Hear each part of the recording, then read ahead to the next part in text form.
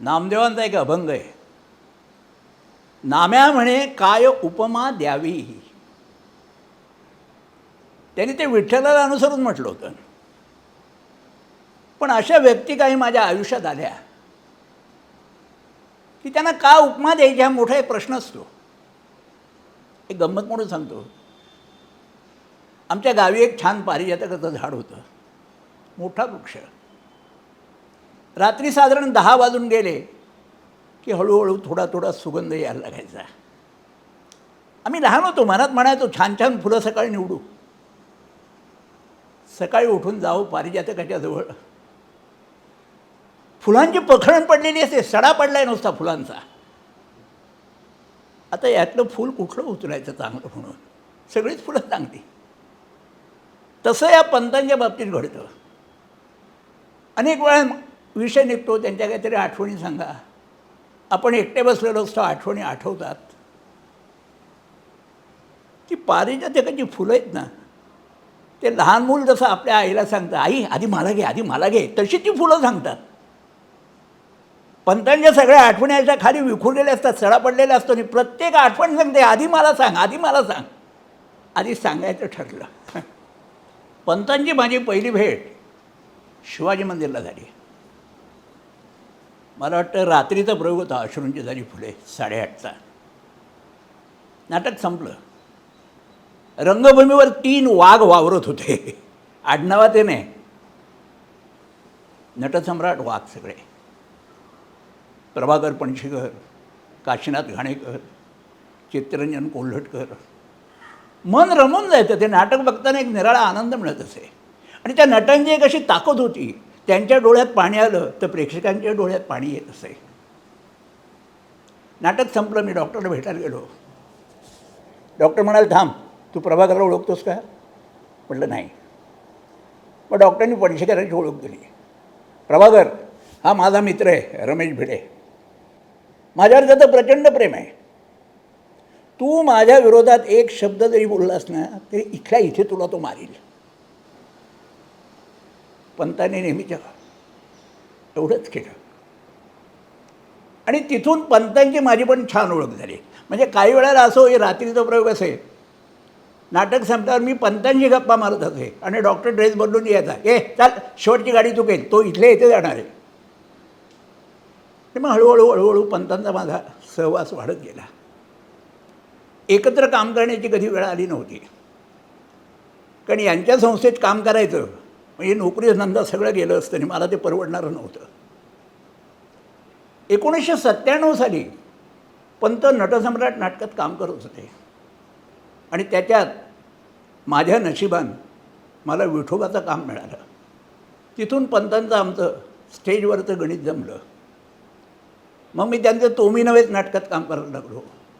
अश्रूंची झाली फुले केलं, इथे ओशाळा मृत्यू केलं.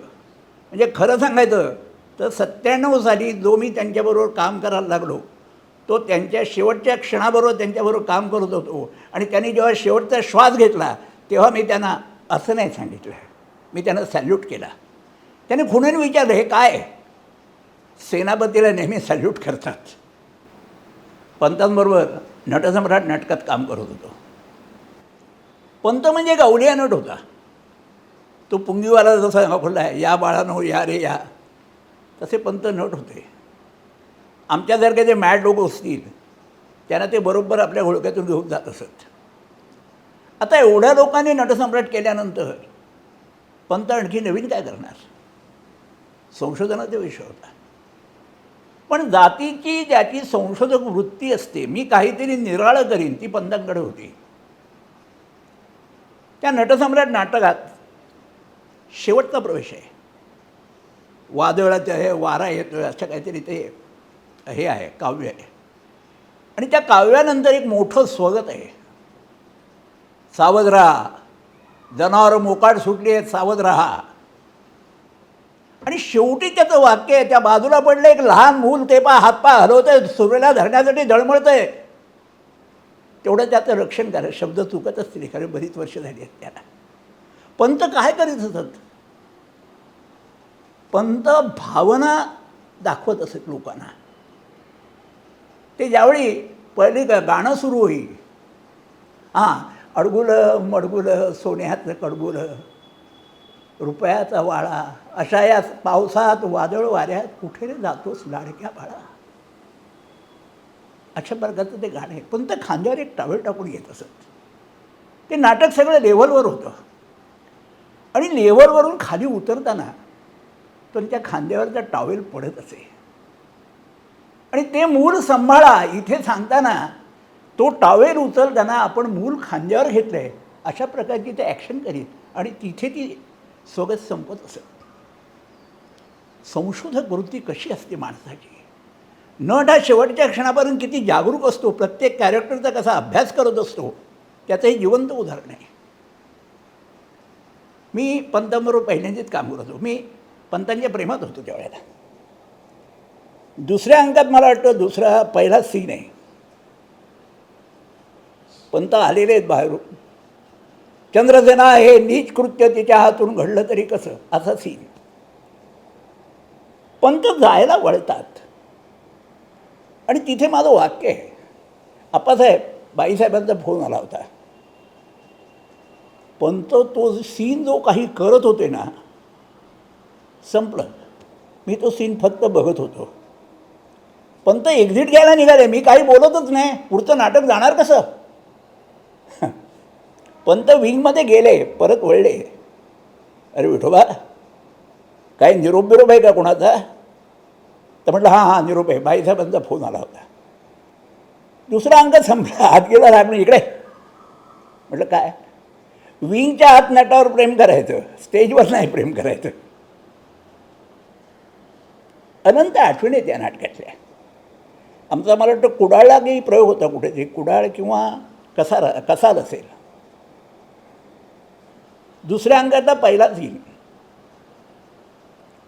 पंत स्टेजवर दोघं बोलत आहेत. नंतर विठोबाची एंट्री आहे. तो कपडे घेऊन येतो. मी एंट्री घ्यायला उभा होतो विंगमध्ये आणि सरळ बघतोय लाल रंगाचे डाग पडले होते. लाल रंग कुठला. पण एवढा विचार करीत बसायला स्टेजवर वेळ नसतो. मी एंट्री घेतली आणि सहज लक्ष गेलं, पंतांच्या पायातून रक्त येत होतं. मी सांगितलं, बाबा तुमच्या पायातून रक्त येत आहे. अरे मला मनातून राग आला. मी तुमच्या पायातून रक्त येतोय सांगतो आणि तुम्ही ॲक्ट करताय.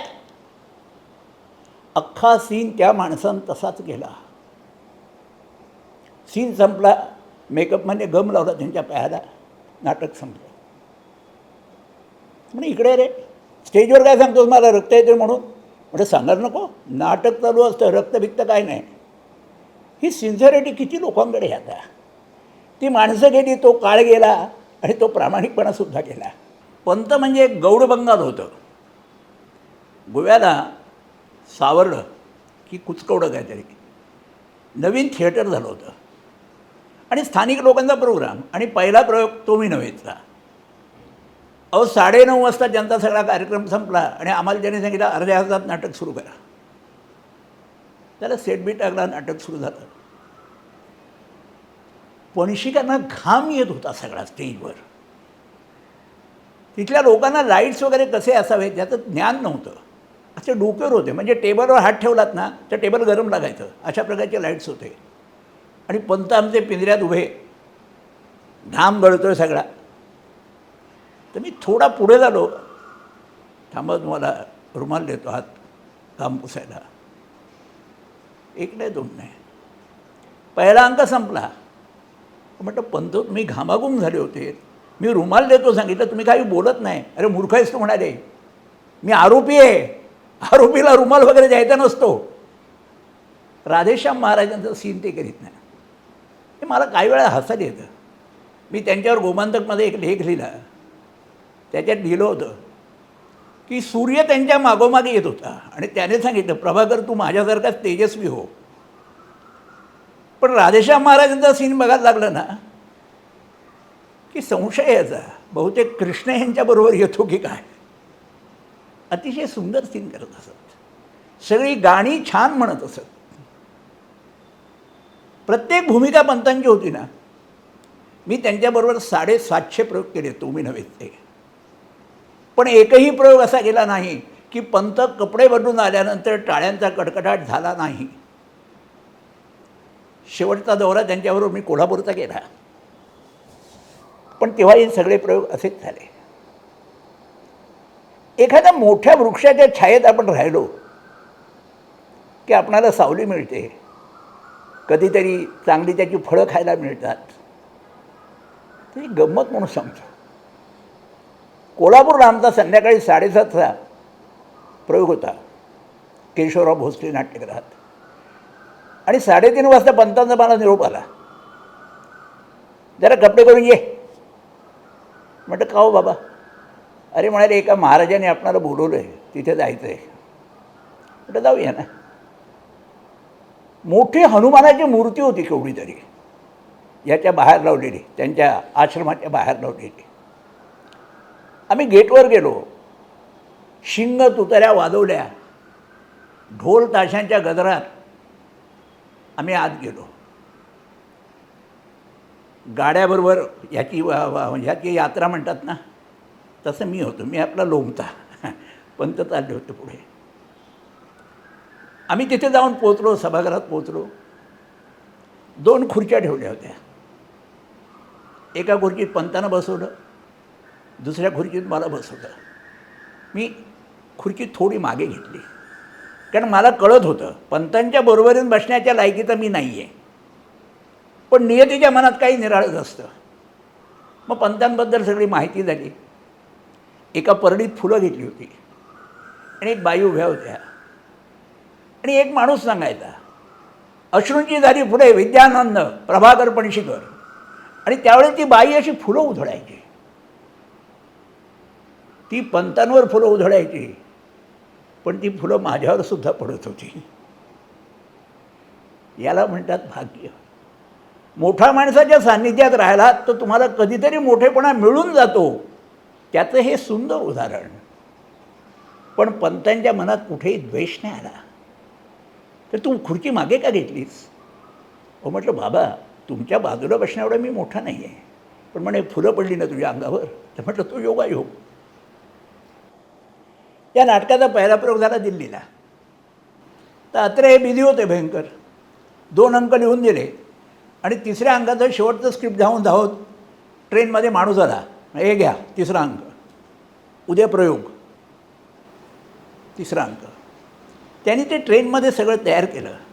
अहो शेवटचा एवढा पॅरेग्राफ आहे तो, त्यांनी कसा पाठ केला परमेश्वर जाणे. एखादा शिकारी असतो ना, बंदुकीत ठासणीची बंदूक त्या काळात असे, गोळ्या भरलेल्या आहेत, तर तो लावून बसलेला असे, कधी येते रेंजमध्ये आणि मी गोळी कधी मारतोय. पंत हे शिकारी होते, ते भूमिकेच्या शोधात होते. मी कधी गोळी मारली, भूमिका माझी होईल. रात्री नाटक सुरू झालं. अत्रे साहेब बसले होते, हाऊसफुल शो. आणि अत्रेने रांगणेकरांना आधीच सांगितलं होतं, प्रभ्यान काम वाईट करेन मी त्याला काढून टाकीन. पण रांगणेकरांचा प्रचंड विश्वास. आणि योगायोग कसा असतो बघा. रांगणेकर सांगत, प्रभाकर अमुक माणसाला बोलवून आण, अमुक. कितीतरी माणसं झाली, त्यांच्या मनाला कोणी येत ना. शेवटी म्हणाले, प्रभाकर तू काम कर. अत्रेंची अट असे, माझ्या नाटकात कोणीही ॲडिशन करायची नाही, मी लिहिलं ते फायनल. झाले हो, दीड अंक सुरेख झाला. राधेश्याम महाराजांचा सीन सुरू झाला. अंगात मुरावं लागतं. विनोद वेणू बाजूला उभी आहे. अभंग सुरू झाला आहे, रूप पाहता लोचनी. रूप पाहता एवढे शब्द म्हटले चिपळीवाल्यांनी. पंतांनी फक्त वेणूकडे वळून बघितलं. टाळ्यांचा कडकडाट झाला थिएटरमध्ये. अत्रे उभे राहिले आणि टाळ्या वाजवल्या. याला म्हणतात विनोद बुद्धी. नाटकात एक निराळी जान आली. नाटक संपलं. अत्रेने माणूस पाठवला. पणशीकर म्हणाले, मी बागेत रडत होतो. म्हणजे हे सगळं आठवड्याला आमच्या डोळ्यात पाणी येतं. किती वाईट दिवस काढले म्हणाले मी. एका धोत्रावर, फाटक्या धोत्रावर मी होतो, आणि आज एका रात्रीत मी मोठा नट झालो होतो. पंचरंगी भूमिकेतला नट झालो होतो. अत्र्यांचा निरोपाला प्रभाकरला सांग, इकडे रडतोस कसला मूर्खा, आज तू मोठा नट झालास. ज्या माणसानं सांगितलं होतं याला मी काढून टाकीन, तो माणूस पंतांचं कौतुक करत होता. विनोदाच्या जागा कशा हेरायच्या. त्या लोकांच्या मनात कशा बिंबवायच्या यात ते पंत एक्सपर्ट होते. तो मी नव्हेत नाटकात पंतांना फार मोठी प्रसिद्धी दिली. तो मी नव्हेचा प्रयोग. पंत दिवाकर जातात, मी अरविंद साने आणि सीन चाललेलं आहे. पंत स्टेजवर गप्पा मारीत. सीन कुठलाही डिस्टर्ब होत नसे. एक दिवस ते काहीतरी बोलत होते, माझं लक्ष नव्हतं, मी समोर बघत होतो. त्यांनी काय केलं असेल, समोरच्या बाईकडे बघतोयस तर तुम्ही मला का मी हसू की रडू. ते सिगरेट ऑफर करत असत. मग त्यांचं ऑपरेशन झाल्यावर त्यांनी सिगरेट बंद केली होती. मी छान आहे सिगरेट प्लीज. मी एक दिवस सहज सांगितलं, smoking is injurious for health. हो हो हो. एन्जॉय करीत असत ते. आणि स्टेजवर बोलणं हे त्यांना काही सांगायची गरजच नव्हती. नेटबॉल हां. नाट्यसंपदाची बस हा तालमीचा हॉल होता. किती ती पात्र, कायम रिप्लेसमेंट. आणि मी त्याच्यात 4 रोल करीत असे. त्यामुळे या सगळ्या रिप्लेसमेंटबरोबर माझं लग्न लागायचं त्या बसमध्ये. मला शेवटी कंटाळा यायचा. आणि ते पंत अगदी टाळे, हां बोल बोल. शेवटी मी एक दिवस सांगितलं, हो पंत मी नाही येणार तालमीला. तर म्हणे तो काम कसं करेल. तालीम करायची नाही, जा तिकडे मागे जाऊन बस. तालीम आणि नाट्यसंपदाची बस हे गणित ठरलेलं होतं. म्हणजे नाट्यसंपदाच्या मालकीनबाई होत्या वहिनी. त्यांनी जर भाडं घेतलं असतं तालमीच्या हॉलचं घेतात तसं, तर त्या श्रीमंत झाल्या असत्या नाट्यसंपदापेक्षा. आणि ते तालीम घेत असेल, जीव तोडून तालीम घेत असेल. पैठणच्या बाजूला तो मी नव्हेचा शो होता, ओपनचा शो, फ्री शो होता. ते पंत सकाळी पैठणला गेले. तिकडचा कोण आमदार खासदार होता, तो म्हणाला दर्शनाला जाऊ. रात्री 9:30चा काहीतरी शो होता. आम्ही सगळे तयार. 10 वाजले, पंत आहेत कुठे. आणि शेवटी 10:15च्या मनात पंत आले. तर म्हणा, अरे त्या माणसाची पर्स राहिली पैठणला. आम्ही जवळ 40 किलोमीटर निघून आलो आणि परत जायला लागलं, त्यामुळे उशीर झाला. तर आल्याबरोबर त्यांनी त्या नेहमीच्या स्टाईलमध्ये प्रभाकरला सांगितलं, प्रभाकर छान. तर प्रभाकर म्हणजे सासू होतं त्यांची. चहा बी काय नाही, हे कपडे घाला आणि पहिली एंट्री करा, किती उशीर झाला आहे बघा. पंत एक शब्दही बोलले नाहीत. कपडे घातले, एंट्री केली. पहिला अंक झाला आणि विंगमध्ये प्रभाकर चहाचा कप घेऊन उभा होता. आत्ता प्या चहा. वा निर्माता माणूस होता, मालक होता त्या संस्थेचा. पण त्यांना हे कळत होतं की हा ड्रेसमन असला तरी त्याला या गोष्टीची किंमत कळते, त्याचं ऐकणं आवश्यक आहे. त्यांचा एक दुसरा मजेशीर किस्सा आहे. त्या कुचकवड्याला जो सावरड्याला पहिला प्रयोग झाला, ह्या आठवणी सांगताना एक उद्देश आहे. जो माणूस स्वतःचं करिअर शून्यातून निर्माण करतो, कोणाची मदत नाही, उपाशी तापाशी राहतो, वापरायला चांगले कपडेसुद्धा नसतात, आणि अशा प्रवासात तो माणूस उत्तुंग शिखरावर जाऊन पोचतो. तिथे पोचतो त्या मान अपमान सगळे नष्ट झालेले असतात. एकच उद्देश असतो, मी चालतोय, माझ्याबरोबर 4 माणसं चालली पाहिजेत. आणि न्यायबुद्धी. कुर्तुडाला तो प्रयोग झाला, उशिरा सुरू झाला प्रयोग, 9:30. आणि प्रभाकर त्यांनी सांगितलं अर्ध्या तासात सुरू करा. प्रभाकर इस्त्री बिस्त्री करतोय. पहिली बेल झाली. म्हटलं प्रभाकर कोट दे. देतोय म्हणाला. दुसरी बेल झाली. प्रभाकर इस्त्री कर. पंतांचे कपडे करतोय, तुम्हाला बघायला कोण पण नाही येत, पंतांना बघायला लोक येतात. पंत धोतर नेसत होते. माझं डोकं फिरलं. म्हटलं पंतांना सांग एकट्यानं तुम्ही नव्हेच करा, कुत्रासुद्धा येणार नाही शेपटी हलवायला. त्यांनी फक्त एकदा असं बघितलं माझ्याकडे. नाटक सुरू झालं. नाटक संपलं. पंत मेकअप पटकन उतरवत नसत. त्यांना त्या भूमिकेतून परत बाहेर यायला उशीर लागायचा. आरामशीर सगळं चालायचं. मला ती इपकोची पेस्ट लावायची सवय होती. मी बाथरूममध्ये गेलो, पेस्ट लावत होतो. जाताना त्यांनी सांगितलं इकडे रे.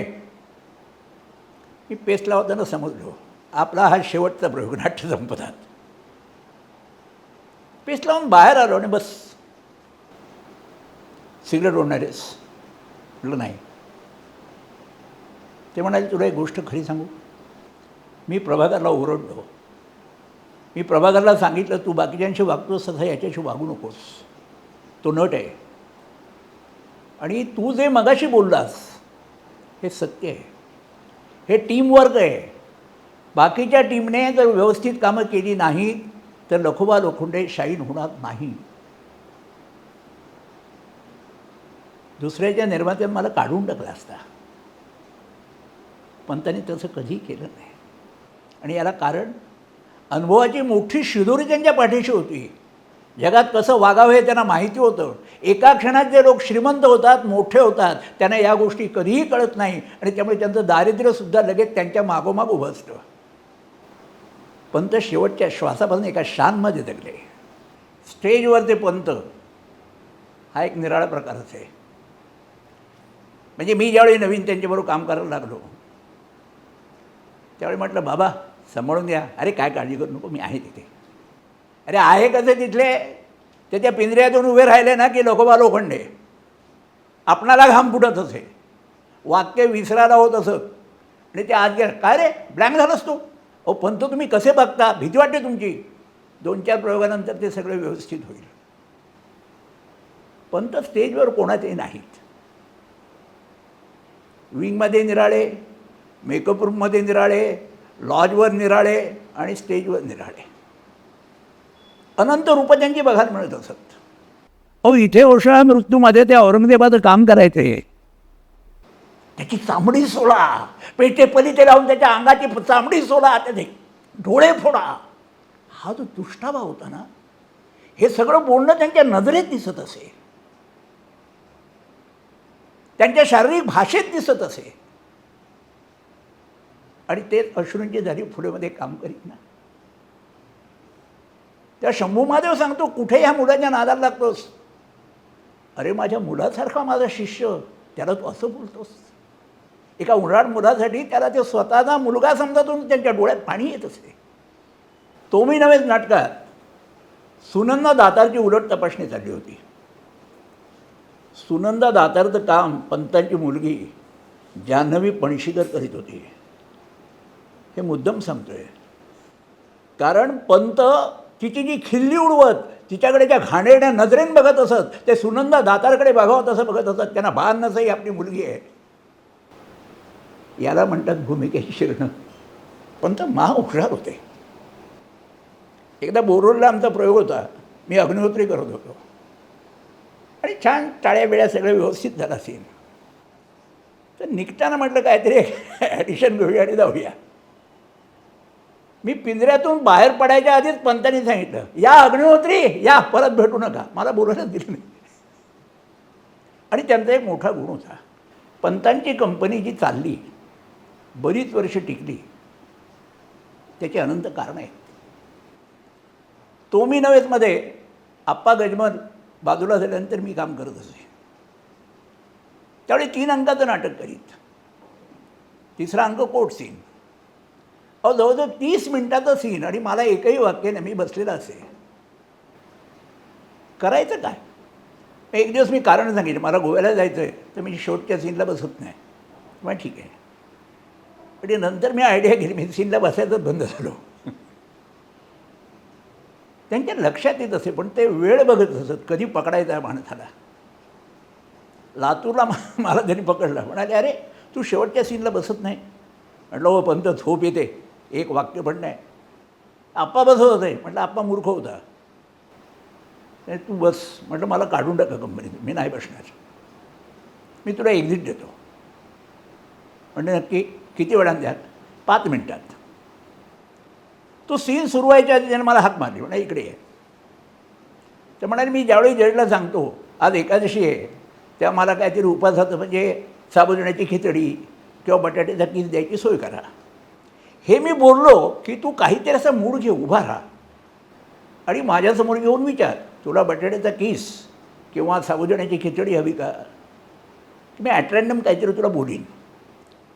तू तिथे वाक्य बोल. You are very very dangerous man, dangerous man. आणि एक्झिट केली. म्हटलं पंत बोलायचा बोली. त्या जागेवर ते बरोबर बोलले. मी उभा राहिलो आणि त्यांनी म्हणजे तुम्हाला हवी का खिचडी आहे. म्हटलं you are dangerous man, very very dangerous man. टाळ्या पडल्या, एक्झिटला टाळ्या आल्या. मी विंगला जाऊन उभा राहिलो नाटक संपेपर्यंत. नाटक संपलं. पंतांना मस्त आहे, मूर्ख आहेस तू म्हणाले. पहिल्या सीनमध्ये तुझं इंट्रोडक्शन होतं, लोक तुला टाळ्या वाजवतात, नंतर संपूर्ण नाटकात तू कुठेही दिसत नाही. म्हणून तुला ते म्हणायला सांगितलं, नटाला पहिली जी टाळी येते एंट्री झाल्यावर ती पर्सनॅलिटीची टाळी असते आणि एक्झिटला टाळी येते ती अभिनयाची टाळी असते. आज तुला अभिनयाची टाळी मिळाली. हल्लीच्या काळात दुसऱ्या नटाला एखादा लाफ्टर आला ना तरी त्याला काढून टाकतात नाटकातून. आणि हा एवढा मोठा नट, एका कंपनीचा मालक, शून्यातून विश्वाला जाऊन पोचलेला, पण त्याने असं कधीही केलं नाही. समोरच्या माणसाला जेवढा स्कोप देता येईल तेवढा दिला आणि अशा प्रकारे नटांना वागवलं म्हणून त्यांची नाटकं फुलत गेली. पंत दौऱ्यावर असं ना की एक निराळाच प्रकार असे. मी जवळजवळ 11 वर्ष पंतांबरोबर काम केलं. पंत कंपनीच्या बसने येत असत. फक्त ते एकदा विमानात आलेले मला आठवतं आहे. काशीनाथ घाणेकरचा स्मृतिदिन होता. गोव्याला आम्ही 27 प्रयोग केले होते. सकाळचा प्रयोग पणजीत झाला आणि ते प्लेनने मुंबईला आले कारण संध्याकाळी इथे कार्यक्रम होता. त्यांनी असं कधीही म्हटलं नाही. त्यांनी विमानाने यायचं म्हटलं त्यांना कोण ऑब्जेक्शन घेणार होतं, ते येऊ शकत होते. पण ते आमच्याबरोबर बसने येत असत आणि पुण्याचा प्रवास नव्हे, नागपूरपर्यंत ते बसने येत असत. समृद्धी महामार्ग नव्हता तेव्हा, सगळे घाणेरडे सिंगल रोड होते, रस्त्यात जेवायची सुद्धा सोय नसे. पण ते कधीही कुरकुरले नाहीत. किती निर्माते जातात तो लोकांबरोबर. बॅकस्टेजच्या लोकांकडे त्यांचं भयंकर लक्ष असे. बॅकस्टेजच्या लोकांना त्यांनी त्या काळात प्रॉव्हिडंट फंड सुरू केला होता. प्रत्येक प्रयोगानंतर तुमची जी नाईट असेल त्यातले एवढे पैसे आम्ही बाजूला काढू, वरचे पैसे नाट्यसंपदा भरील. पण ते काय लोकांना चांगलं नको असतं. बॅकस्टेजच्या लोकांनी ती पद्धत बंद पाडून टाकली. Show must go on. खारेपाटणला नटसम्राटचा प्रयोग होता. एका शाळेत प्रयोग होता तो. आम्ही जाऊन पोचलो. स्टेज कुठे? तुम्ही हे काय समोर? समोर स्टेज कसलं? शाळेचा व्हरांडा होता ना, तो होता. 5 फूट 6 फूट रुंदी असेल, लांबी हवी तेवढी. म्हटलं बाबा इथे प्रयोग कसा करणार, आपला सेट पण लागणार नाही. बस एक खुर्ची टाका तिथे. ते खुर्चीत बसले. 5 मिनिटे एक छानपैकी सिगरेट फोडली. सेटिंगवाला हाकमध्ये अर्धा सेट लावा म्हणाले. इथे पुरा सेट नाही लावायचा, लेवल्स अर्ध्या लावा. सेट लागला. सगळ्यांना हाकमध्ये, चला रे फिरून बघा, या सेटवर आज नाटक करायचं आहे. आणि अर्ध्या सेटवर आम्ही नटसम्राटचा प्रयोग केला. काही दिवसांनी तिथे ह्याला तोमी नव्हेतला ऑफर आली. पंतांकडे माणसं कशी होती बघा. बॅक स्टेजला ते राम भीम सगळे लोक होते, माधव होता. त्यांनी सांगितलं खारेपाटणची ही पोझिशन आहे. या बॅकस्टेजच्या लोकांनी खड्डे खणले, खांब पुरले आणि स्टेज घातलं. आणि त्या स्टेजवर रात्री तोमी नव्हेचा प्रयोग झाला. फुकट नाही संस्था अनंत वर्ष चालली. पंतांनी माणसं सांभाळली, अडीअडचणीला लोकांना मदत केली. एक दिवस 22 माणसाचा ग्रुप सगळा. 2 माणसं एकत्र 4 दिवस राहिले तर भांडतात. 22 माणसं 20-20 दिवस सांभाळायची. थोडी एक दिवस कुठेतरी धुसफूस झाली होती. मला वाटतं लातूरलाच प्रयोग होता. कोण कोणाशी बोलत नव्हतं, सगळे असे बसलेले होते. पंत आले बाहेरून, अरे भिडे, मी उद्यापासून आपल्या संस्थेचं नाव बदलून टाकतो आहे. आता हे ऐकल्यानंतर लोकांना थोडे चमत्कार. म्हटलं काय बोलताय का बाबा? आपल्या संस्थेचं नाव वृद्ध संपदा. कारण आम्ही सगळे साठीच्या पुढचे लोक ना. 5 मिनिटात वातावरण बदलून गेलं. सुंदर प्रयोग झाला रात्री. चिपळूणला तोमी नव्हेच्या प्रयोगाला त्यांची दाढ भयंकर दुखत होती. त्या माणसानं दुखऱ्या दाढेत अख्खा प्रयोग केला. बाजूला झाले की असा हात धरीत असत, पण त्यांनी प्रयोग केला. माझी दाढ दुखते म्हणून कधीही सांगितलं नाही. दौऱ्यात ते कामगाराला गेले ना, की प्रभाकर म्हणून त्यांचा ड्रेसमन होता, त्यांच्या सिगरेट बिगरेट सगळ्या व्यवस्थित ठेवलेले असत. तर मी प्रभाकर प्रभ्या एक सिगरेट दे. त्या बाबांच्या आहेत, मोजून ठेवल्या आहेत. म्हणजे काय मी सिगरेट पळवायचो, त्यातले ओढायचं वगैरे. ते आत आले, अरे सिगरेट काय झाली, एक कमी आहे. तर सुरुवातीला प्रभाकर बोलत नसे. मग त्यांना डाऊट आला, म्हणाले तू ओढतोस का. त्याने एक दिवस सांगितलं भिडेने ओढली तुमची सिगरेट. हां ठीक आहे. त्याने मला खूप प्रेम दिलं. मी त्यांचा कोणी नाही, खूप प्रेम दिलं. आणि कहर म्हणजे शेवटी मला वाटतं कुठंतरी एक नाटक होतं यशवंत नाट्य मंदिरला. आणि त्यांना एक सवय होती, मी समोर असलो की ते उतरायचं झालं तर त्यांचा हात धरायचा जाऊन, तर हात पुढे करायचे ते. तर मग हात धरला त्यांचा, स्टेजवरून खाली येत होते. मी आहे तोपर्यंत नाट्यसंपदा तू आहेस लक्षात ठेव, शब्द यांनी शेवटपर्यंत पाळला. माझी कामाची रिप्लेसमेंट कधीही झाली नाही. माझे सगळे व्यवहार चोख झाले आणि केलं त्याने, माझं कौतुक केलं. म्हणजे उगाच खाऊन निंदायचं नाही एखाद्या माणसाला. आणि ते दिवस आठवतात, त्या आठवणीवर आम्ही काही वेळा आयुष्यातला आनंद उपभोगतो. आता ह्या पुढच्या काळात अशी किती माणसं भेटतील हो तुम्हाला. आणि म्हणून सांगितलं ती पारिजाताची फुलं म्हणजे प्रभाकर पण शिकाय. श्रावण महिन्यात पूर्वी कहाण्या वाचल्या जात असत. हे प्रत्येक वाराला एक कहाणी असे आणि त्याच्यात एक वाक्य असे, उतू नको मातू नको घेतला वासा टाकू नको. ही गोष्ट आठवते का निराळ्या गोष्टीसाठी. पंत पंचतारांकित हॉटेलमध्ये जाऊन जेवू शकत होते. कोल्हापूरला दौरा असला की राजाराम चव्हाण त्यांना घरून डबा घेऊन यायचा. एक दिवस दुपारीच्या डब्यात ते जेवले, डबा बंद केला, एका पातेलीत पाणी घेतलं, त्याच्यात डबा ठेवला आणि रात्री प्रयोग संपल्यानंतर आम्ही लॉजवर आलो. मी खाली जेवून आलो, परत आलो तर पंत डबा काढून जेवत होते. म्हटलं बाबा हे काय, हा दुपारचा डबा आहे. तर म्हणे एक खराब झालं नाही आहे. त्या माणसानं प्रेमानं आणले आणि अन्नाचा अवेर करू नये. खराब झालं असत मी खाल्लं नसतं. एवढा मोठा माणूस ते दुपारचं जेवण जेवत होता, ते गरमसुद्धा केलेलं नव्हतं. आम्ही त्यांची स्मृती म्हणून अजून सकाळचा शिळा भात जेवतो. आम्हाला पचतो तो अजून. मला वाटतं जुलै महिना असेल, भरपूर पाऊस पडत होता आणि दादरच्या मराठी ग्रंथ संग्रहालयामध्ये काहीतरी कार्यक्रम होता आणि तिथे पंत गेस्ट होते. आणि त्याच दिवशी रात्री पनवेलला एक नाट्यनिर्मात्यांनी एक शिबिर ठेवलं होतं. त्याच्यात पंतांना बोलवले होते वक्ते म्हणून. प्रचंड पाऊस होता, आम्हाला निघायला उशीर झाला होता, जीप होती आमच्याकडे.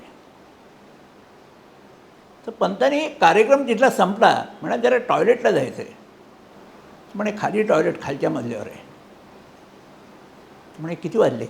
तर पंत उशीर झाला आहे. चला, ते तसे जीपमध्ये बसले. पाऊस तर धो पडत होता. आम्ही तिथे गेलो तर जवळजवळ 100-125 माणसं बसलेली होती. आम्हाला उशीर झाला होता, वाट बघत होते पंतांची. ती निर्माती आली, नमस्कार चमत्कार झाले आणि बसली को जाऊन त्या बैठकीवर. 1 ते सव्वा तास त्यांची मुलाखत झाली. नाटकातली निरनिराळी स्वगतं त्यांनी म्हटली. मुलाखत संपली, ते उभे राहिले, लोकांचा घोळका बाजूला. मी हात धरला, म्हटलं चला. अरे थांब म्हणे, माणसं आहेत. माणसं बिडचं काय नाही, चला पहिले टॉयलेटला चला. 75 झालेली माणूस 2 तास तो लघवीला जात नाही, जोक आहे का. पण ऑडियन्स आणि नाटक याच्यासमोर त्यांना आयुष्यात दुसरं काहीही नव्हतं. कोल्हापूरला नटसम्राटचा प्रयोग, तर त्याच्यात अशोक सरांनी एंट्री ठेवली होती की त्यांना बाहेरून घेऊन येतात ऑडियन्समधून. तर नाटक सुरू झालं, पण टायमिंग होतं तिथे. रेकॉर्डेड ज्या सलोकीज होत्या त्या संपायच्या आत पंत स्टेजवर जाणं आवश्यक होतं. मी त्यांना केशवराव भोसले नाट्यगृहात काळोखातून हात घेऊन आलो. तेवढ्यात ऑडियन्सपैकी एकाने त्यांचा हात धरला. पंत हात किती वर्षानंतर आले आणि झाले रममान त्याच्यात. हो हो हो म्हटलं, हो नाही त्याला स्टेजवर चला. त्याला हात धरल्याने ओढत नेले. अंक संपला. तू म्हणाले ओढलंच मला. म्हटलं पंत ओढलं काय, ते संपायला आलं होतं रेकॉर्डिंग. अरे तो ऑडियन्स येते, किती वर्षानंतर भेटला. हो पण नाटकाचं काय, त्यांना माणसं, तो माणूस एकदम खुश असेल. या माणसाबद्दल आणखी एक गोष्ट, मी त्यांच्याबरोबर भरपूर फिरलो, त्यांच्याबरोबर भरपूर माणसं बघितली.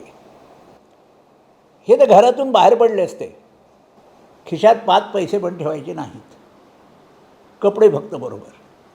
आणि त्याला सांगायचं पंत जा. त्यांनी फोन केला, कोण बाबा, भिडे, मी तुझ्याकडे येतो उद्या. भिडे येऊन त्यांना घेऊन जायचा. 1 वर्ष पंत जरी घरी गेले नसते तरी त्यांना पैसे किंवा अन्न ह्याची गरज पडली नसती, एवढी त्यांची माणसं होती.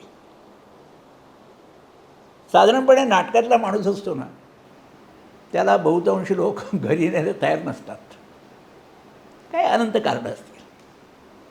पंतांना लोक घरी बोलवीत, कारण ते कोणाच्या घरी गेले की सासरे असत, वडील असत, आजोबा असत. आणि त्यांचा एक मोठा गुण होता निराळा. आताच्या काळी जी सुपारी हा प्रकार निघाला आहे, म्हणजे मी मध्ये ऐकलं की किमान 1 लाख रुपयाची सुपारी असते. आमचा एक मित्र आहे श्याम नवरे म्हणून, त्याच्या मुलानं पंतांची एक मुलाखत ठेवली डोंबिवलीला. मला त्यांचा फोन आला, अरे ते डोंबिवलीत कधीही यायचे असले ना की मला फोन करीत सकाळी, मी अमुक ठिकाणी येणार आहे, तिथे ये. मी संध्याकाळी गेलो मुलाखतीला. विजय कोवळेकरने त्यांची मुलाखत घेतली. सगळा कार्यक्रम संपला. अजिंक्य नवरेने त्यांच्या हातात एक पाकिट दिलं. हे काय, हे तुम्हाला मानधन. अरे माणसं नाही आहेत खाली, तू फुकट केलं आहेस सगळं. हो, किती खर्च आला रे, हॉलचं भाडं किती. त्यामुळे आजोबा हे ठेवा, ते सगळे पैसे काढून दे. आणि त्यातले 100 रुपये त्यांनी खिशात ठेवले मानधन म्हणून. 1 लाख रुपये कमीत कमी सुपारी घेणारे आत्ता ते नट कुठे आहेत. आणि 1 वर्ष मी घराबाहेर राहिलो तरी मला पैसे नकोत, अन्न पण नकोत, सगळी माझी सोय आहे, हे सांगणारे नट कुठे. आता माणसं नाही. पंतांनी लोकांवर प्रेम केलं, लोकांनी पंतांवर तेवढंच प्रेम केलं. पंतांना माणसांची चांगली पारख होती. इथे ओशा मृत्यू हे नाटक रिप्रोड्यूस झालं आणि कोल्हापूरचा दौरा लागला आणि गौरू दळवी आमचे आजारी पडले. रात्री प्रयोग संपल्यानंतर त्यांना मुंबईला पाठवून दिले. ते प्रल्हाद निराजीचं काम करीत असत. सकाळी असं 9 वाजता निरोप आला, जरा भिडेला भेटून जायला सांग. मी गेलो. रात्री प्रल्हाद निराजी कर. म्हटलं काय, प्रल्हाद निराजी रात्रीच्या प्रयोगात कर, हाऊसफुल शो होता बेळगावचा. अहो म्हटलं बाबा एवढी नक्कल आहे ती, विषय संपला, तू जाऊ शकतोस. आम्ही रात्री थिएटरला गेलो. लो पंत अशा नेक टू नेक एंट्री येतो. प्रल्हाद निराजीची एक्झिट होते आणि हा येतो, मल्लोजी घोरपडे येतो. स्टेजवरचा माणूस एक वाक्य जरी चुकला तरी माझी एंट्री होणार नाही, ते मी बघीन, तुझा काम कर. मी प्रल्हाद निराजीची एक्झिट घेतली, मेकअप रूममध्ये आलो. हा एवढा मोठा माणूस, हातात अंगरखा, दुसऱ्या हातात सुरुवार, चल चल चल पाय घाल पाय घाल पाय. सगळी त्यांनी बटणं बिटणं बांधली, गाठीबिठी मारल्या, चाल झालाच तयार झाला. मी लाजलो. हा माणूस निर्माता आहे, याला महाराष्ट्रात मोठा नट, मोठा निर्माता म्हणून ओळखतात, चालले काय. 3 प्रयोग होईपर्यंत त्यांनी या प्रकारची मला ट्रीटमेंट दिली. आणि 4थ्या प्रयोगाला विचारलं, काय रे बाबा जजमेंट आली. हो, आता बघ तुझं तू. संस्था टिकवणं, धंदा वाढवणं, यासाठी अशा प्रकारची माणसं लागतात. त्या दिवशी मला कळलं की पणशीकर ही एक निराळी व्यक्ती आहे. आपण जगात कसं वागावं, आपल्या माणसांशी कसं वागावं, त्याचं हे एक सुंदर उदाहरण होतं. पंतांची मला वाटतं त्या 72-73 वय होऊन गेलं होतं. एक दिवस कणकवलीला मी म्हटलं की पंत, तुमचा शेवटचा सीन मला बघायचा आहे बघ. ते म्हणाले जा, तुला कोण ओळखत नाही, कारण दाढीबिडी असते तुझी, खाली कोण नाही. मी ऑडियन्समध्ये जाऊन बसलो. माणसाकडे किती जागरूकता लागते ना, त्याचं हे सुंदर उदाहरण आहे. मला एक दिवस आमच्या मॅनेजमेंटने सांगितलं, अरे तू खाली जाऊन बसतोस, पंतांना आवडणार नाही, त्यांना नट खाली बसलेले आवडत नाही. तर म्हटलं ठीक आहे, मी बघीन काय ते. त्यांनी पंतांना सांगितलं, अहो भिड्या खाली जाऊन बसतो प्रयोगाला. पंत म्हणाले मीच त्याला सांगितलं आहे. तर म्हटलं का हो? अरे म्हणाले काय माहिती आहे का, या नाटकात मी सुरुवातीपासून औरंगजेब करतो आहे. माझ्या औरंगजेबावर लोकांनी प्रेम केलं. आता मी म्हातारा व्हायला लागलो आहे. त्यात किती फरक पडलेत का, लोकांची काय मतं आहेत त्या औरंगजेबाबद्दल हे मला कळावं म्हणून मी तुला खाली बसवलं आहे. एवढी जागरूकता लागते माणसाची. याला सिंहावलोकन म्हणतात. त्यांना सगळं आठवत होतं सुरुवातीपासून मी कसं या नाटकात काम करत गेलो आहे. आणि त्यांना एक क्षणभर असं मनात येत होतं की आता मी वार्धक्याकडे झुकलो आहे, मी पूर्वीसारखे रिझल्ट देऊ शकीन का. याला नटाची जागरूकता म्हणतात. तुमची तुमच्या कामावर निष्ठा असावी लागते. त्या कामाबद्दल तुम्हाला प्रेम असावं लागतं. आणि या दोन गोष्टी तुमच्याकडे असतील ना, तर तुमचं वय किंवा तुमची प्रकृती ही तुम्हाला कधीही त्रास देत नाही. कोल्हापूरचा दौरा होता. गोविंदावरून बस सुटली. पंत आपल्या सीटवर हाताची घडी घालून बसले होते.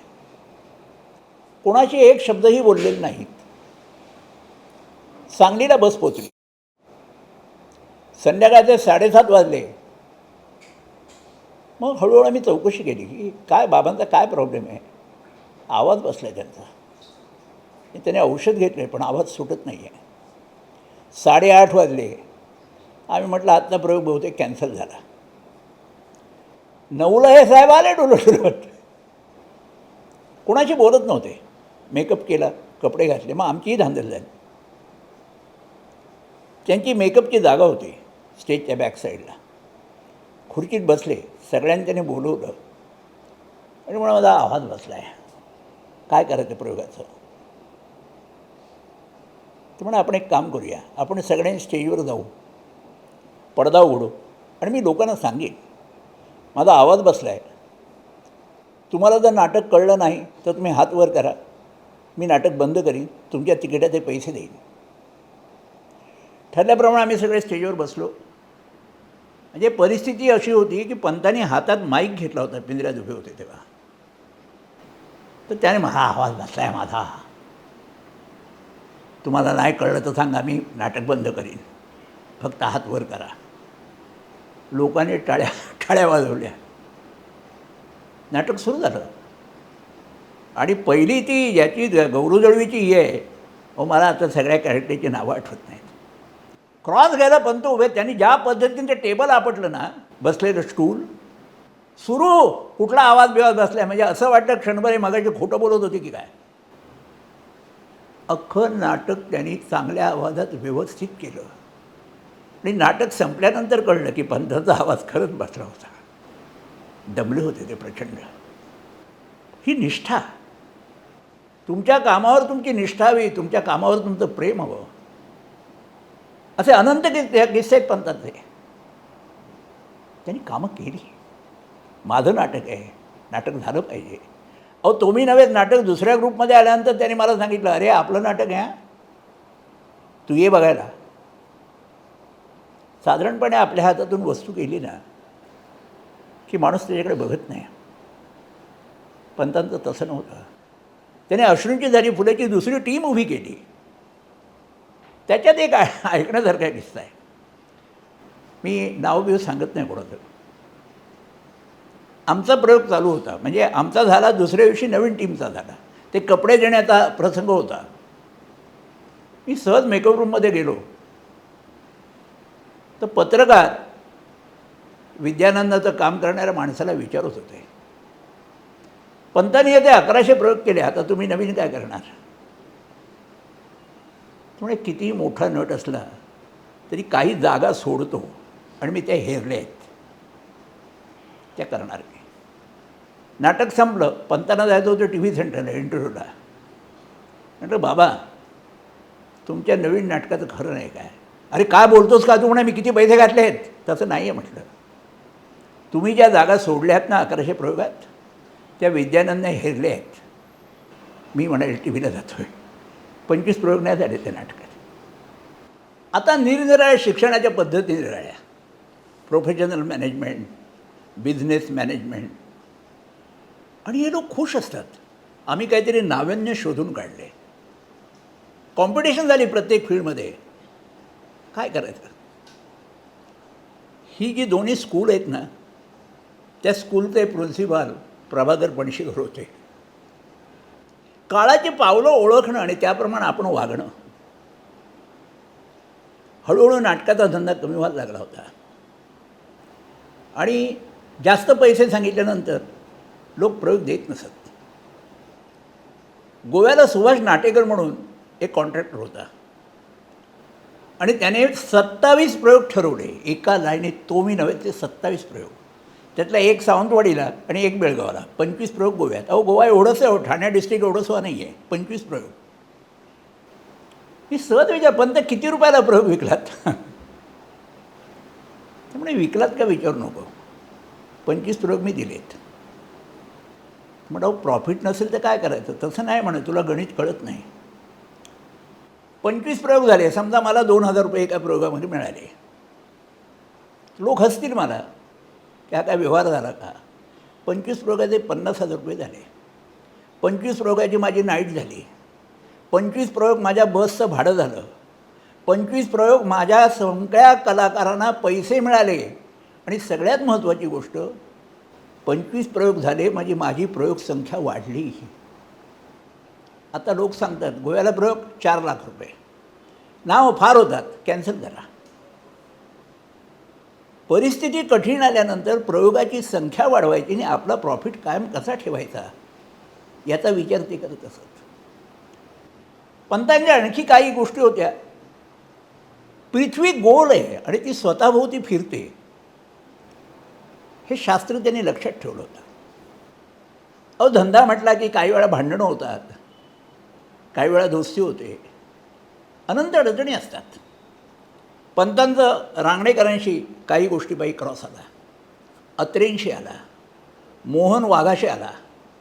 पण पंतांची कौतुकाची गोष्ट होती, उत्तरार्धात त्यांनी या सगळ्यांशी जशी होती तशी मैत्री परत एस्टॅब्लिश केली. दुश्मनी किती टिकवायची, का टिकवायची, हे गणित त्यांच्याकडे होतं. त्यांचं ॲडमिनिस्ट्रेशन कसं होतं. शिवाजी मंदिरला प्रयोग चालला होता.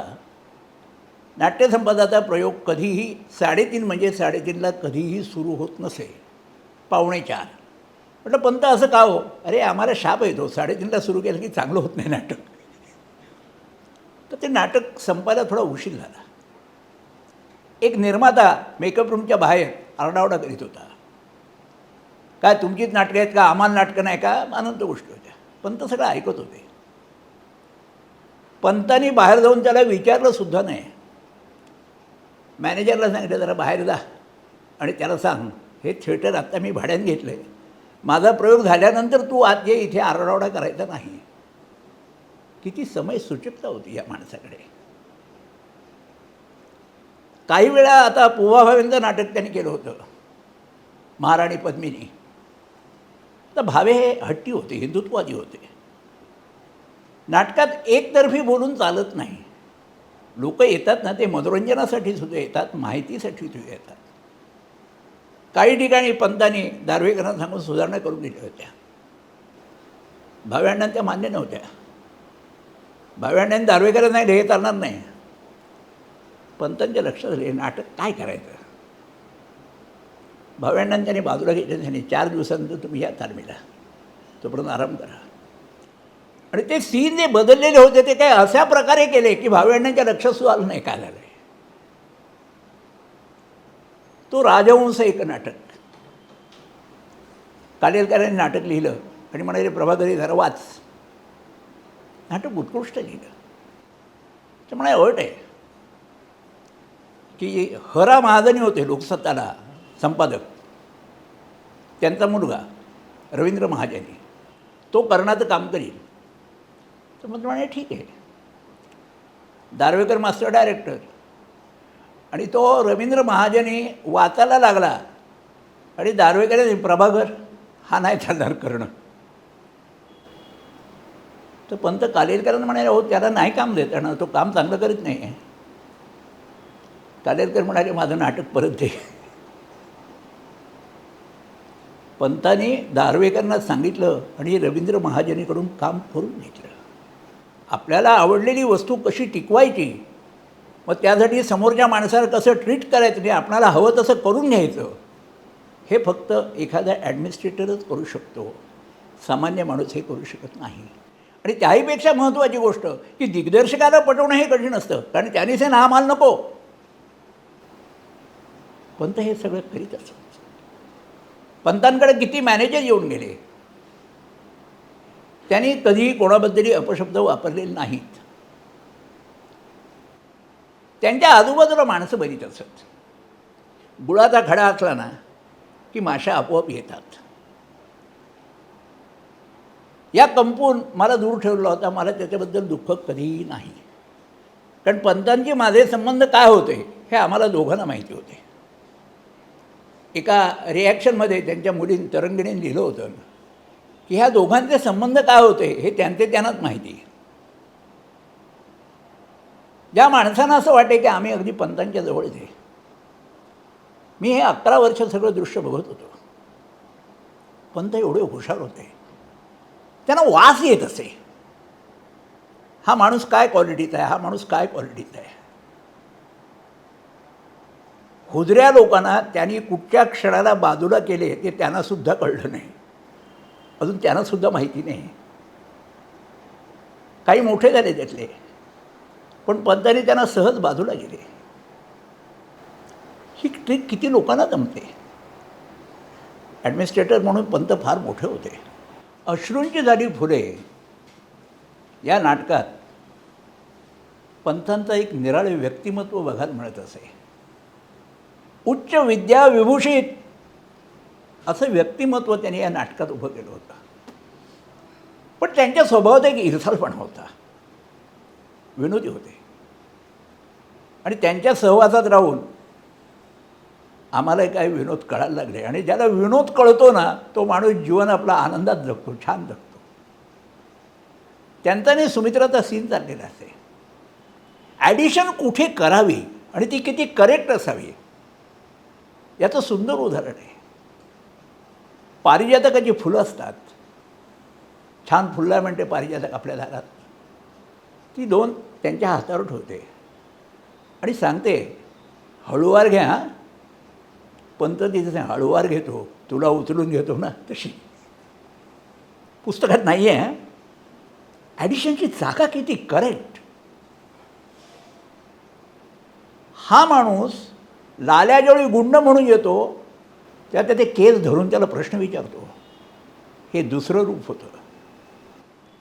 लाल्या सगळ्या आपल्या चुका मान्य करतो आणि बाहेर पडल्यानंतर त्याला पोलीस पकडतात. ते त्वेषान निघून जातात, लाल्या सुटलाच पाहिजे, हे तिसरं रूप होतं. एका अंकात एक नट 3 रूपं दाखवतो, फार कठीण गोष्ट आहे. आणि त्याच्या पुढे कहर होतो ज्यांना जेव्हा शिक्षा होते, तुरुंगात ठेवलं जातं, दाढी वाढली आहे, कैद्याचा कपडे अंगावर घातले. उच्च विद्या विभूषित माणूस परिस्थितीत सापडल्यानंतर सगळं आठवतं, पण मानसिकदृष्ट्या किती डिस्टर्ब होतो त्याचं उदाहरण म्हणजे तो सीन होता. अतिशय सुंदर काम करतात. पंतांबरोबर काम केलेली सगळी नाटकं मी मॅक्झिमम विंगमध्ये उभं राहून बघितलेली आहेत. आणि त्यामुळे ते सांगत कधी अडलं तर ह्याला उभं करा, ह्याला अख्खं नाटक माहिती आहे. तिसरा सीन सुरू होतो. ज्या माणसानं पहिल्या अंकात सांगितले तुला हळूवार उचलून घेतो तशी पारिजातीची फुलं घेतो, तिसऱ्या अंकात पत्नी त्यांना भेटायला जाते सुमित्रा. तिला विद्यानंद सांगतात अशी अनंत फुलं चुरगळण्याची माझ्या हातानं सवय झाली आहे. कुठे ते विद्यानंद आणि कुठे हे विद्यानंद. टोटली माणूस डिस्टर्ब झाला आहे. पण बुद्धिमान माणूस आहे, त्याची बुद्धी शेवटपर्यंत जागृत अवस्थेत असते. लाल्या येतो त्यांचा विद्यार्थी, इन्स्पेक्टर म्हणून येतो, त्या क्षणाला त्याचीही ते परीक्षा बघतात. ते सांगतात पैसे घे, तो माणूस भयंकर डेंजर आहे. अनंत त्याला आमिष दाखवतात आणि त्याला जेव्हा फुलत नाही तेव्हा शेवटी ते सांगतात, तुझी मान ताठ राहण्यासाठी विद्यानंदची मान फासावर गेली तरी चालेल. तेवढा प्रवास आहे, वैचारिक प्रवास आहे. आणि हा पंत त्या संपूर्ण नाटकात दाखवत असत. तो मी नव्हेमधला इरसाल लखोबा लोखंडे, इथे ओशाळा मृत्यूमधला दुष्ट कपटी औरंगजेब, अश्रूंची झाली पुढे म्हटला सुविद्य विद्यानंद. हा प्रवास फार कठीण असतो आणि त्याचा सुंदर प्रकारे त्यांनी प्रवास केला. पंतांचं नाव अजरामर आहे, लक्षात ठेवा. पणशीकर आणि काशीनाथ घाणेकर ही फेविकॉलची अतूट जोडी होती. पणशीकरांच्या स्वभावाचा आणखी एक कंगोरा बघण्यासारखा आहे. त्या संपूर्ण नाटकात पणशीकरांचा रोल हा सगळ्यात मोठा आहे. कितीतरी मूड्स आहेत त्याच्यात, उत्तम प्रकारे सगळे मूड्स त्यांनी एस्टॅब्लिश केले आहेत. आणि एअरपोर्टचा सीन व्हायच्या वेळेला पणशीकर एका उत्तुंग शिखरावर जाऊन पोचलेले आहेत. लाल्याचा सीन सुरू व्हायचा, एक 15 मिनिटाचा सीन असेल, तो अख्खा सीन खिशात टाकायचा, ते नाटक खिशात टाकायचं आणि निघून जायचा. या लोकांची मेहनत एवढी होती, पण हिरो काशीनाथ ठरायचा. पण पंतांनी त्याचा कधीही द्वेष केला नाही. उलट ज्या ज्या वेळेला काशीनाथ बाजूला झाला आहे त्यावेळी थोडे दिवस गेल्यानंतर पंतांनी त्याला परत आणलं आहे. काशीनाथ तुम्हाला जो 56 वर्षापर्यंत दिसला ना, तो निव्वळ पंतांपायी घेतला. इथे ओशाळा मृत्यू हे नाटक काशीनाथने स्वतःसाठी लिहून घेतलं, त्याला हवं तसं लिहून घेतलं. पण तिथे गंमत कशी झाली बघा. काशीनाथच्या एंट्रीला टाळी, सगळ्या काही कौतुक त्याचं विचारू नका. तो शेवटचा सीन सुरू झाला तेव्हा असा आनंदात बसलेला असेल, आता माझा आकाशाला हात लागला, हा श्रेष्ठ नट मी. औरंगजेबाचा पणशीकर शेवटचा सीन करीत ना, त्या 10 मिनटात जसं काशीनाथने अश्रूंचे जरी फुले नाटक घेऊन गेला होता, तसं शेवटच्या 10 मिनटात पणशीकर इथे ओशाळा मृत्यू नाटक घेऊन जात असत. कानेटकर आणि घाणेकर ह्या दोघांनी केलेली मेहनत ते 5 मिनटात संपवून टाकेल. पणशीकर हिरो झाले. आणि पणशीकरांचं हे काम बघून शेवटी काशीनाथने काम सोडलं. त्याला कळलं की पणशीकर वरचढ आहेत. काशीनाथचं रंगभूमीवरचं आगमन हे एक ही होती, एक ऊर्जा मिळाली होती रंगभूमीला. काशीनाथ गोंधळ घालत असे, प्रयोग काही वेळेला अर्ध्यावरून बंद होत असत, दौरे कॅन्सल करत असे. हे सगळं ऐकताना गंमत वाटते, पण निर्मात्याचं किती नुकसान होतं हे तुम्ही निर्माते झालेत तर तुम्हाला कळेल. पणशीकर त्याला रागावत 3-3 महिने नाटकं बंद ठेवीत, पण परत त्याला घेऊन नाटकं सुरू करत असत. तर काही निर्माते फोन करून सांगत पणशीकरांना, अरे प्रभाकर त्याला काढून टाक, किती त्रास देतो तुला तो. पणशीकर हे उत्तर देत ना, ते मार्मिक. इथे त्यांच्यातला माणूस कळतो. ते सांगत एक काळ रंगभूमीचा असा होता की सगळे प्रेक्षक सिनेमाच्या बारीवर गेले होते. हाऊसफुलचे बोर्ड कुठे जाऊन पडले होते कळत नव्हते. नट वाईट परिस्थितीत होते. त्या काशीनाथची एंट्री झाली आणि हाऊसफुलचे बोर्ड नवीन करावे लागले. सिनेमाच्या बारीवरचे सगळे लोक नाटकाच्या बारीवर आले. हाऊसफुल नाटकं चालायला लागली. सुवर्णाचे दिवस दाखवले काशीनाथचे. नाटक हा काशीनाथचा प्राण आहे. प्राण गेला की उरतं तर कलेवर. मी जिवंत आहे आणि डॉक्टर काशीनाथ घाणेकर जिवंत आहे, तोपर्यंत माझ्या नाटकातून मी त्याला कधीही काढणार नाही. काही गोष्टी खटकल्यात, मी नाटक बंद ठेवीन 2 महिने, पण त्यांना नाटकापासून वंचित करणार नाही. याला म्हणतात स्मरणं. या रंगभूमीला ऊर्जितावस्था आली ती काशीनाथपायी आली, हे त्यांनी शेवटपर्यंत लक्षात ठेवलं होतं. हे काशीनाथ गेल्यानंतर मी एकदा पंत आत्ता डॉक्टर जिवंत असता तर काय झालं असतं. ते म्हणाले, अरे त्याची साठी आहे ना ती थिएटरमध्ये झाली नसती. मग म्हटलं कुठे, शिवाजी पार्कला करायला लागली असती आणि मी पुढाकार घेतला असता. म्हणजे त्याच्या नाईटचं काय, पण आता त्याने नाईट सांगितली नसती. त्याने जर जेवढ्या खुर्च्या भरल्या आहेत ना त्या हिशोबाने मला पैसे द्या. हे काशीनाथ गेल्यानंतर देखील ते बोलत होते. मला एकदा कौटुंबिक प्रॉब्लेम आला आणि तो विचित्र होता. पंतांच्या कानावर ही गोष्ट गेली, कळली. त्यावेळी विलासराव देशमुख मुख्यमंत्री होते. पंताने मला विचारलं, काय रे असं असं घडलं आहे? म्हटलं हो, तू योग्य वागलेला आहेस. तुला जर प्रॉब्लेम अधिक वाढला तर मला सांग, तुझं सत्य आहे, मी तुला विलासरावकडे घेऊन जाईन, तुझी बाजू मांडीन. ती वेळ आली नाही, पण हा केवढा आधार होता. असा आधार त्याने अनंत व्यक्तींना दिलेला आहे. ते सहजता कुठच्या कार्यात जात नसत, गेले तरी हजेर लावून यायचे. माझ्या मुलाचं लग्न ठरलं, मी घरी गेलो, आमंत्रण केलं. तर पंत लग्नाला यायचं ना? हो येईल. पंत आले लग्नाला, टॅक्सी करून आले होते. त्यांची मुलगी आली होती बरोबर, तरंगिणी. आल्यावर 3ऱ्या माळ्यावर लग्न होतं. यांची ओपन हार्ट सर्जरी झालेली होती. हो पंत म्हटलं, लग्न 3ऱ्या माळ्यावर आहे, तुम्ही एवढे जिने चढणार कसे? तुम्ही एक काम करा, तुम्ही इथेच बसा खुर्चीत. लग्न लागलं की मी मुलाला आणि सुनेला तुम्हाला नमस्कार करायला पाठवतो. नॅट, मी वर येणार, मी लग्नाला आलो आहे. 2रा माळा गेल्या चढल्यानंतर ते दमले, असं करायला आहे. कोणीतरी खुर्ची आणली, ते खुर्चीत बसले नाहीत, ते शेवटच्या जिनाही चढले. आणि म्हटलं पंत परत जायची वेळा, वरात गेल्याशिवाय मी जाणार नाही. वरात जाईपर्यंत ते थांबले होते, खाली बसले होते. वरात गेली आणि नंतर ते निघाले. खाली हॉलमध्ये बसले होते. ते म्हणाले, अरे त्यांना बोलव नमस्कार करायला. म्हटलं येत आहेत. विनोद बुद्धी कशी असते माणसाची. ते म्हणाले, अरे तू आता नीट वाग. हां म्हटलं पंत नीट वाग म्हणजे? आता तुला सून आली, रस्त्यावरच्या पोरीबाळांकडे बघू नकोस. तर माझा गुरु कोण? हॅट म्हणणार आहे. देत लेत मन शंकन धरे, तसं होतं ते. पंत कराडे, मी कोकणस्थ, ते आम्हाला कोके म्हणत असत. एक दिवस कराडे ब्राह्मण संघात एक प्रोग्राम होता.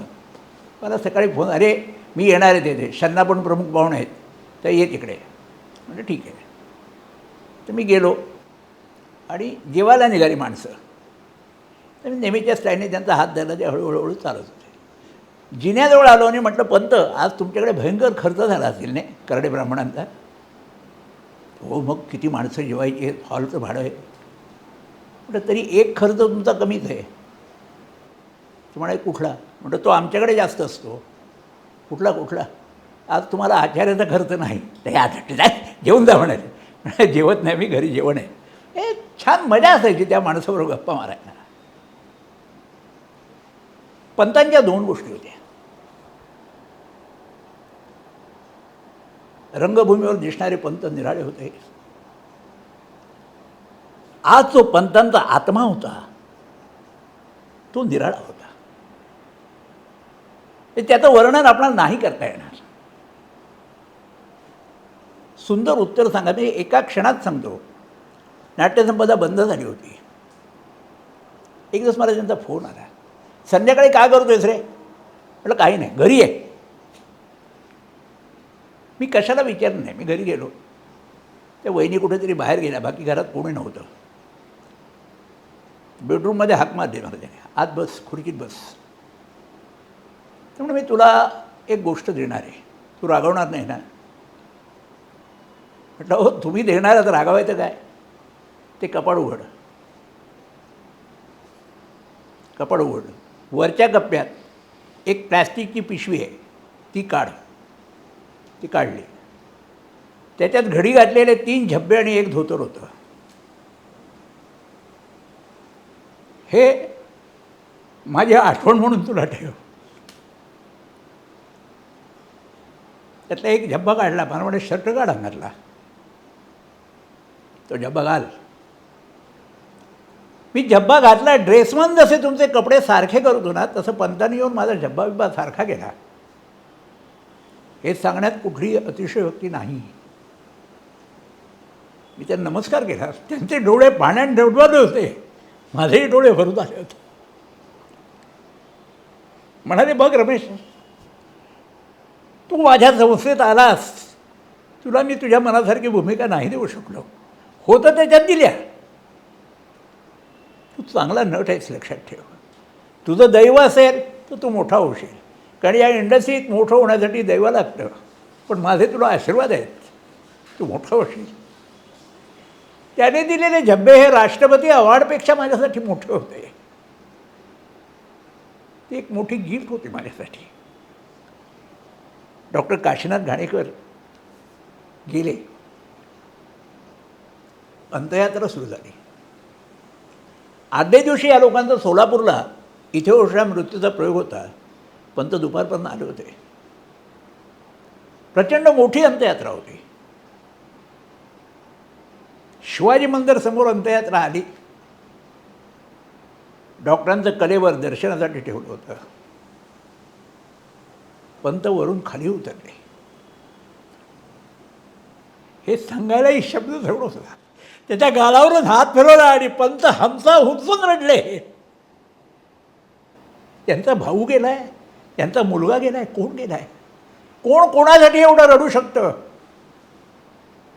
हा लखोबा लोखंडे रडत होता, हा देवकीनंदन रडत होता, हा औरंगजेब रडत होता. कोण रडत होता? हा मूळ प्रभाकर पणशीकर रडत होता. आणि इथे पणशीकर ही काय चीज होती ही इथे समजते. आणि ते खरंच नट होते, पंचरंगी नट होते, पण इथे ते प्रभाकर पणशीकर होते. याच्यापेक्षा अधिक नाही काही आला. नमस्कार.